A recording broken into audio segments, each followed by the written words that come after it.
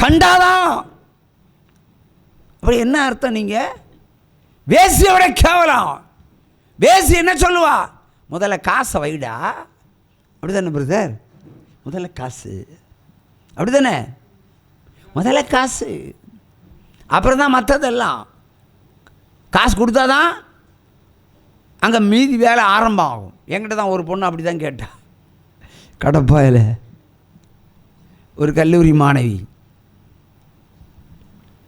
என்ன வேணும் தரலாம், ஆனால் வரும்போது ஒரு மெட்டி கொண்டு வர வேண்டும். மெட்டி.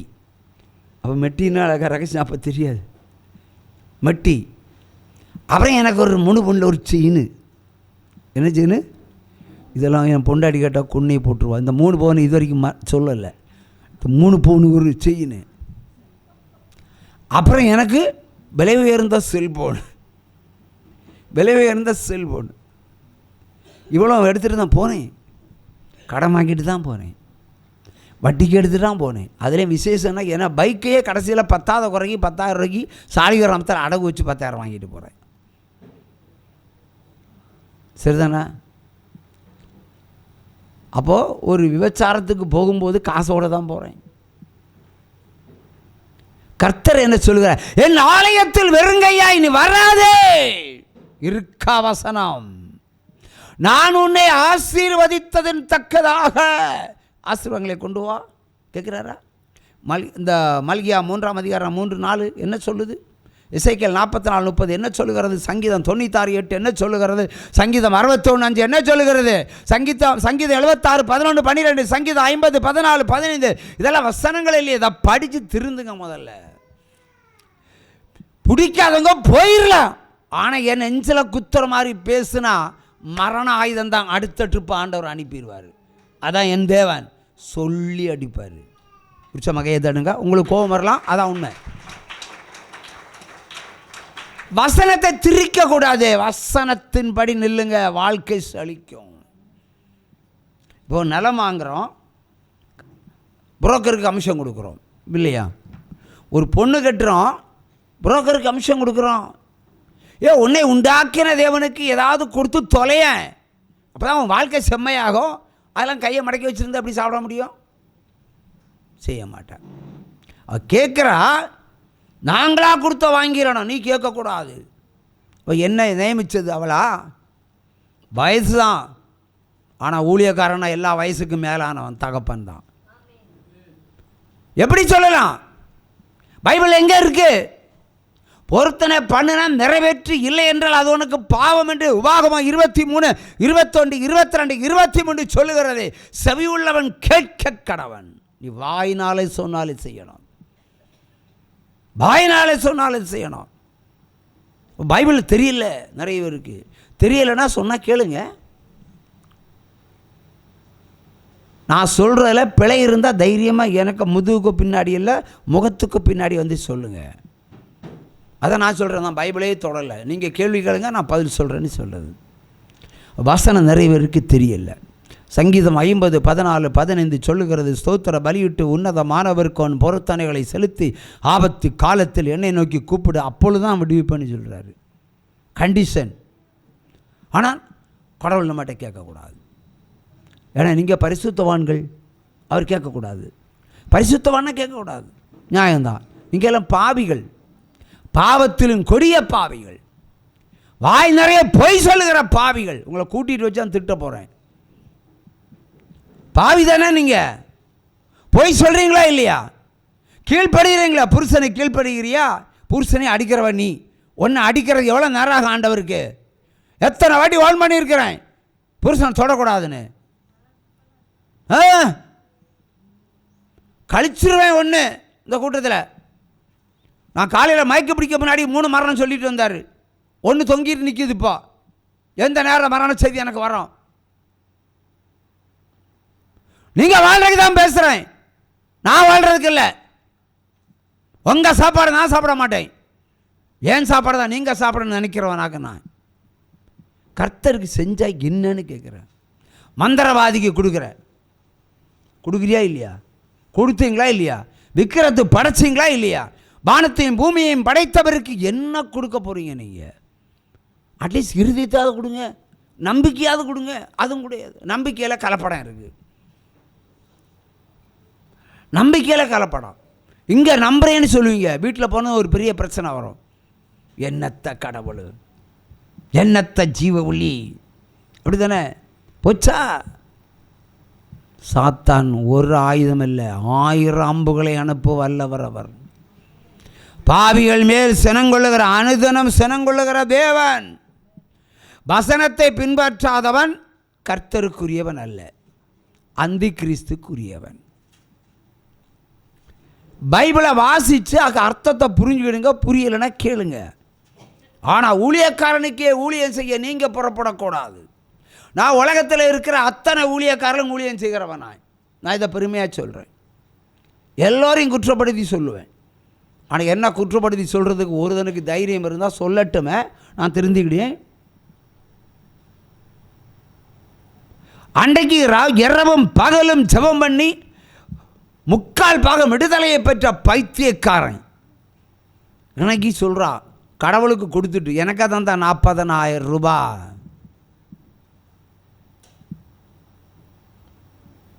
அப்போ காரி உமிழ்கிறார்கள் கர்த்தரை.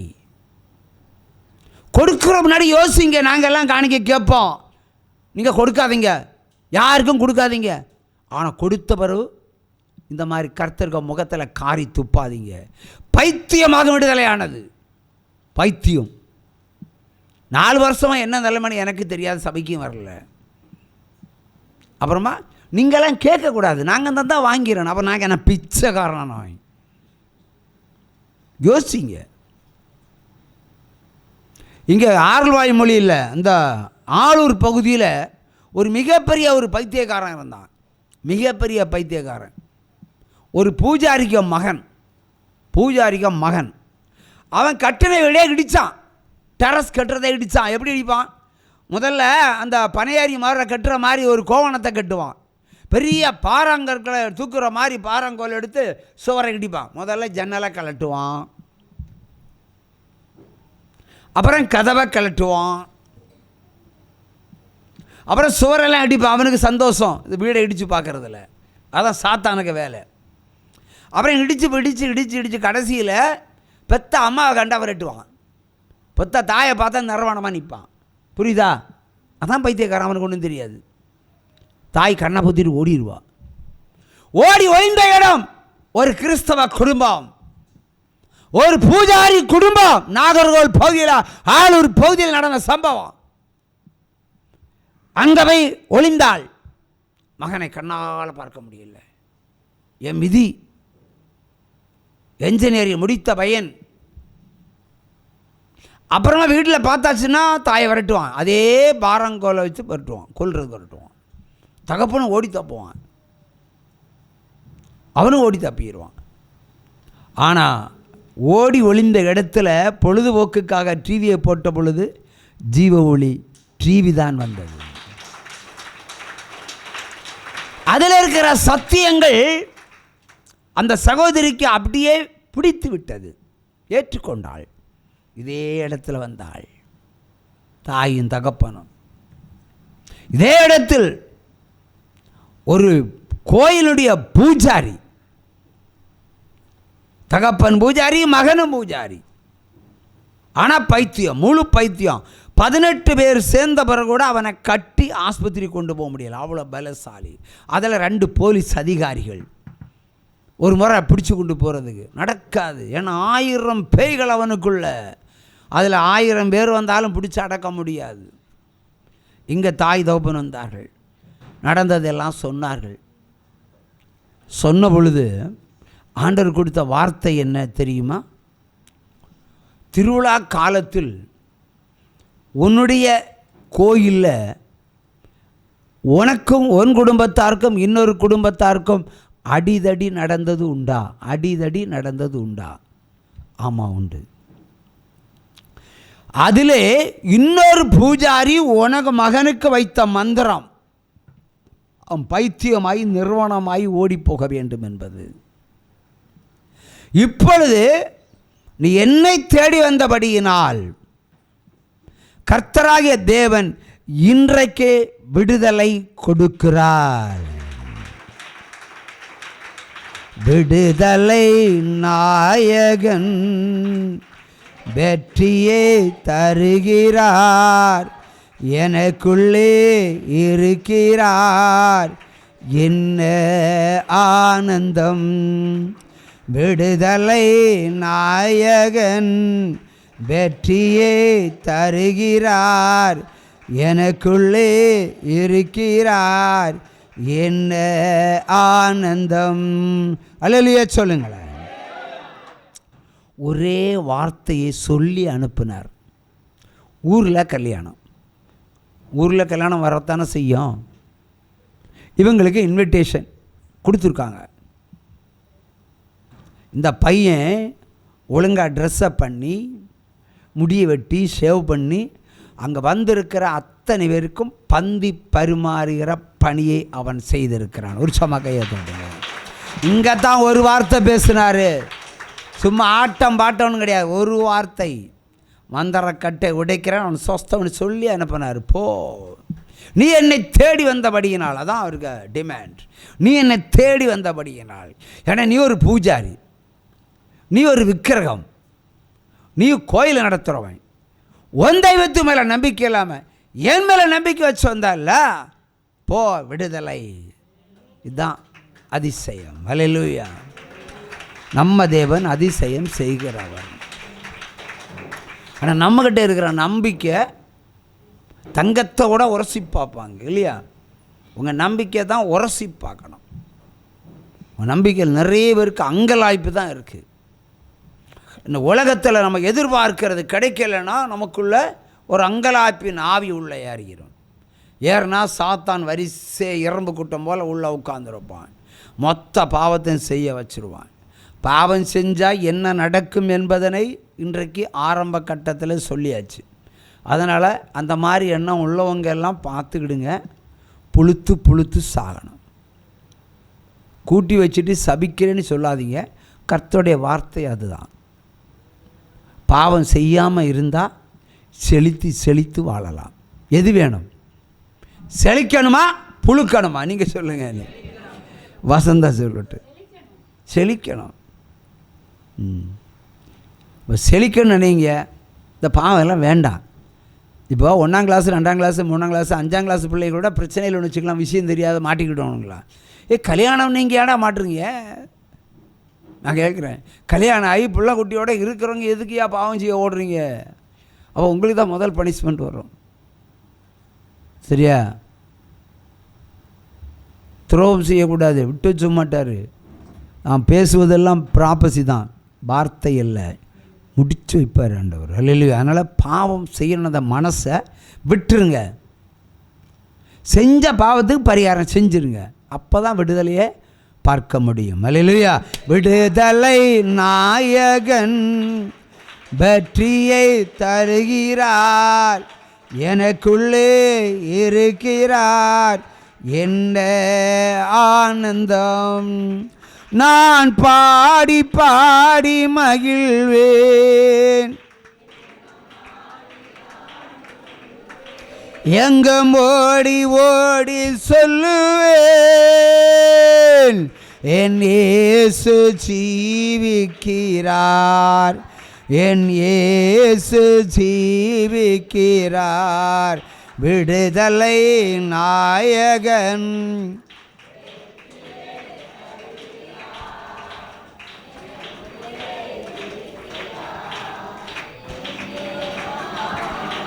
அல்லேலூயா. ஆகவே வெட்கத்திற்கு பதிலாக இரட்டிப்பான நன்மைகளை தருகிற தகப்பன் நம்முடைய தேவன்தான். அல்லேலூயா. ஆகவே அவமானங்களையும் நிந்தைகளையும் வெட்கக்கேடுகளையும் ஒரு படிக்கட்டுகளாக தாண்டி வாங்க. தேவன் பலத்த ஆசீர்வாதத்தை உங்களுக்கென்றே வைத்திருக்கிறேன் என்கிறார். அல்லேலூயா, அல்லேலூயா, அல்லேலூயா. வருத்தப்பட்டு பாரம் சுமப்பவரே வருவீர், இயேசுவிடம் இளைப்பாற. வருத்தப்பட்டு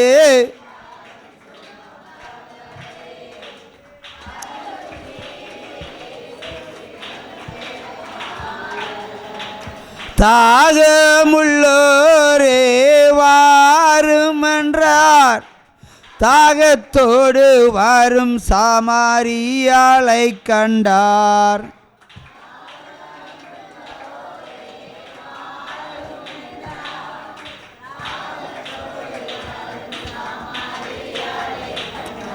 தண்ணீர் கேட்டார், அவள் தாகம் தீர்த்தார். தண்ணீர் கேட்டார், அவள் தாகம் தீர்த்தார். பாவ மன்னிப்பை கொடுத்து மகிழச் செய்தார். பாவ மன்னிப்பை கொடுத்து மகிழச் செய்தார். வருத்தப்பட்டு பாரம் சுமப்பவரே,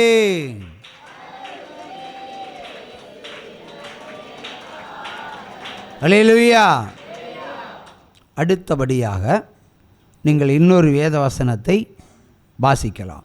கர்த்தருடைய வேதம் குறைவற்றதும் ஆத்துமாவை உயிர்ப்பிக்கிறதுமாக இருக்கிறது. கர்த்தருடைய சாட்சி சத்தியமும் வேலையை நாணயமாக்குகிறது. சங்கீதம் 19:7. அடுத்து 8 கூட சொல்றேன். கர்த்தருடைய நியாயங்கள் செம்மையும் இருதயத்தை சந்தோஷிக்கிறதுமாய் இருக்கிறது. கர்த்தருடைய கற்பனை தூய்மையும் கண்களை தெரிவிக்கிறதுமாய் இருக்கிறது. கடைசியில் சொல்லுங்க. கர்த்தருடைய நியாயங்கள் செம்மையும் இருதயத்தை சந்தோஷிக்க வைக்கிறதுமாய் இருக்கிறது. கர்த்தருடைய கற்பனை தூய்மையும் கண்களை தெளிவுபடுத்துவதுமாக இருக்கிறது. அப்படியே யாத்திராகமம் 15:26 கூட படிங்க.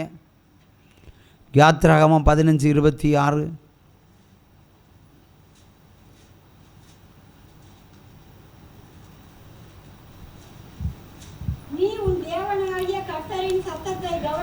நீ உன் தேவனாகிய கர்த்தருடைய சத்தத்தை